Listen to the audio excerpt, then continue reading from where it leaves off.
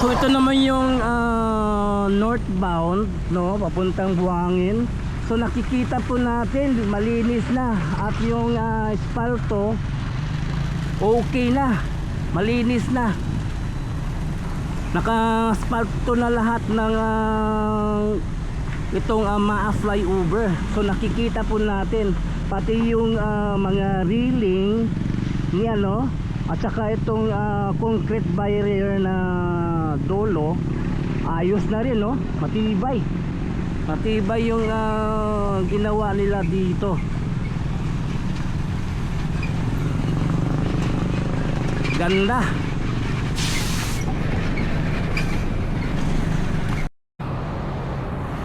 안녕하세요 여러분, 잘 지냈어요? 먹고 싶어 행복해서 만나서 반갑습니다. Good morning mga ka-Picoryo, mga Picor TV. Ngayon, no, update po tayo sa may MAA flyover. Tingnan po natin kasi naka-espalto na po yung flyover. Tingnan po natin kung hanggang na kanilang ginawang paglagay ng espalto. So update po tayo. So tara, let's go. So nakikita ninyo itong dalawang building ng Legacy Leisure. At ito yung bago nilang building na ginawa, no? Mayroon pang building na isa pang gagawin. Ito naka-ready na ito, mayroong crane nakatindig dito. So mayroon pang isang building gagawin dito, no?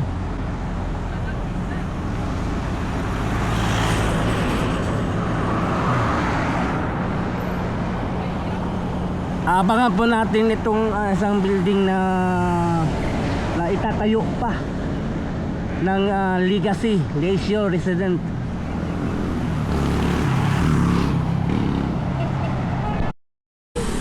So ngayon, no, patungo na po tayo sa may MAA flyover. So makikita po natin kung ano na yung more improvement itong proyektong ito, kung matatapos na ba ngayong buwan.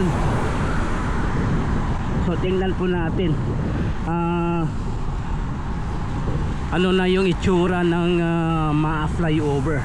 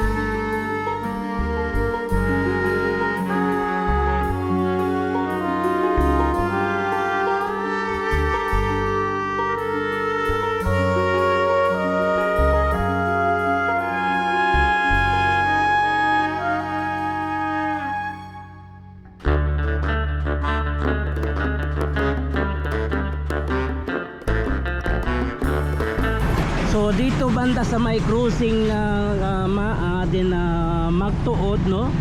Yan. So yung magtuod.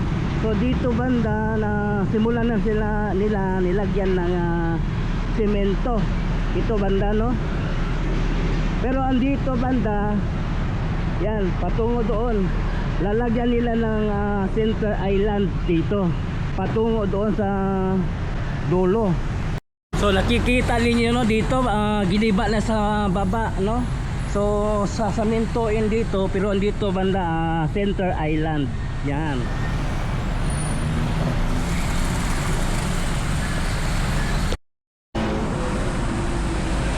So ito yung center island. Galing dito sa may abutment. Ito yung center island niya. Yan. Then pagdating dito, yan, liliko yung Center Island patungo dito. Kasi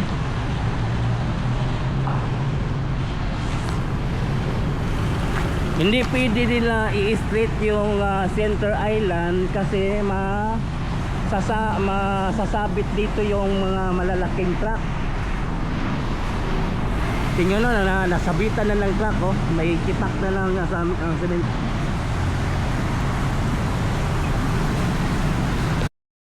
At dito naman banda sa northbound, no? So ito yung last na pier. Dito yung magwe-wave yung Center Island. Kasi ito matatamaan na talaga ito sa truck, no? So dito yung magwe-wave yung Center Island. Papuntang dito. Ito yung abutment.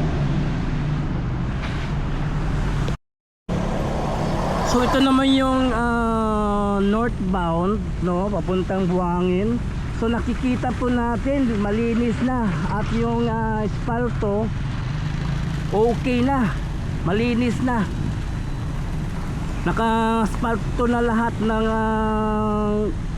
itong MAA flyover. So nakikita po natin pati yung mga railing ni ano, at saka itong concrete barrier na dolo ayos na rin, no?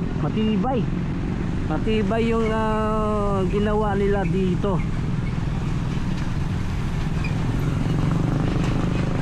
Ganda.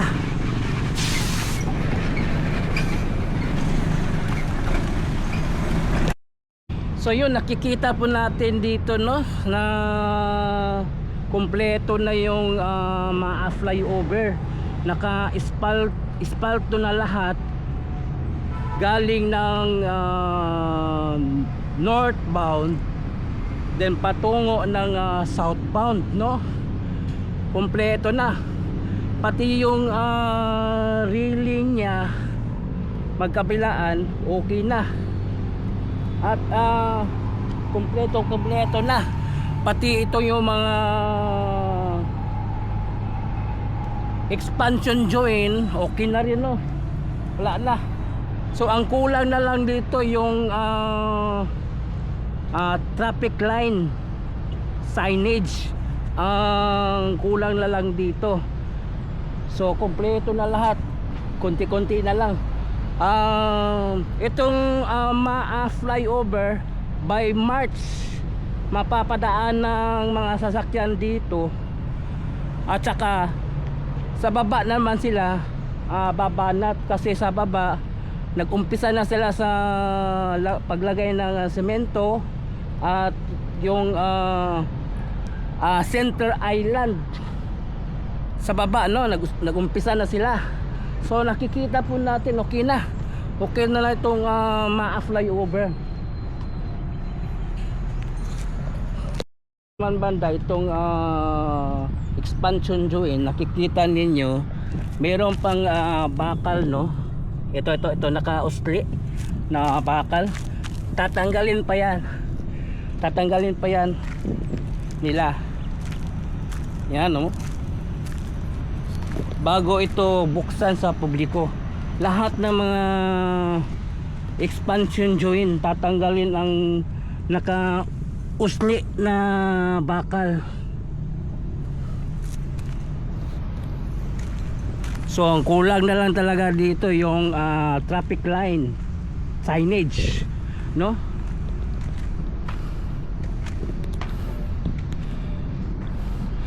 So wala ako masabi dito sa MAA flyover. Maganda yung kalabasan ng MAA flyover. So another na naman accomplished project dito sa Davao City, itong MAA flyover.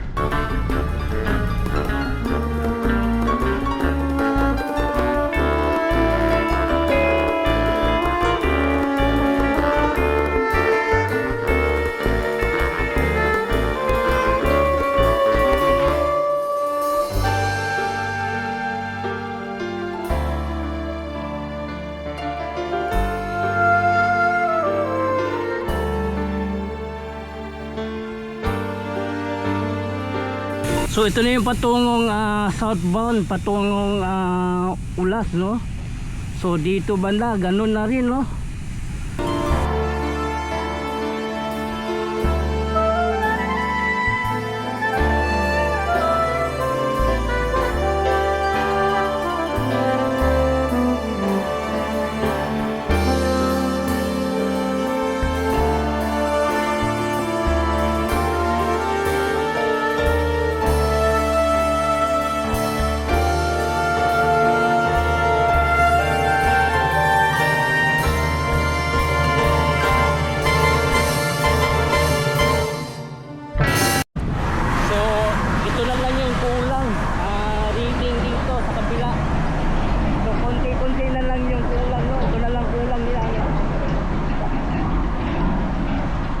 Konti na lang.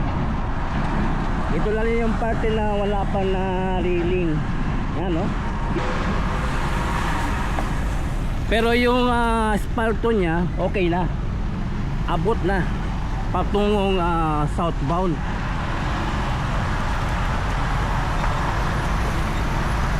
Tingnan nyo, ang tibay ng concrete barrier, oh. Tibay, oh. Ano? Shout out. Ano?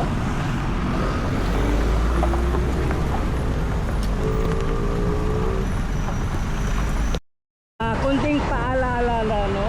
Itong ma-flyover, bawal po dumaan dito yung mga bisikleta kasi mabibilis yung sasakyan ang dadaan dito. So walang bike lane nakalagay dito, no? Kasi kung dito dadaan yung bike, delikado sa mga dump truck, sa mga trailer, itong ma-flyover. So yung bike, sa baba tayo dadaan, hindi sa taas. Para lang ito sa mga mabibilis na tumakbo, mga vehicles, mga pick-up, lahat ng mga uring sasakyan. Except lang yung bike o electronic bike kasi delikado dito sa ma-flyover. Ang opening ng ma-flyover bubuksan dito sa publiko ngayong March, no? So wakas makakadaan na lahat ng mga vehicles yung nabibigatan traffic dito. So luluwang na itong diversion road kasi bubuksan na itong ma-flyover ngayong March, no? March, no? So opening yung March. So yun, hanggang dito lang yung update natin sa ma-flyover. So yun, please subscribe to my channel, Speaker TV. I-follow po na akong Facebook page, Speaker FB. So thank you for watching. Kamsahamnida, anyong, and God bless you all. Sarang ngayon.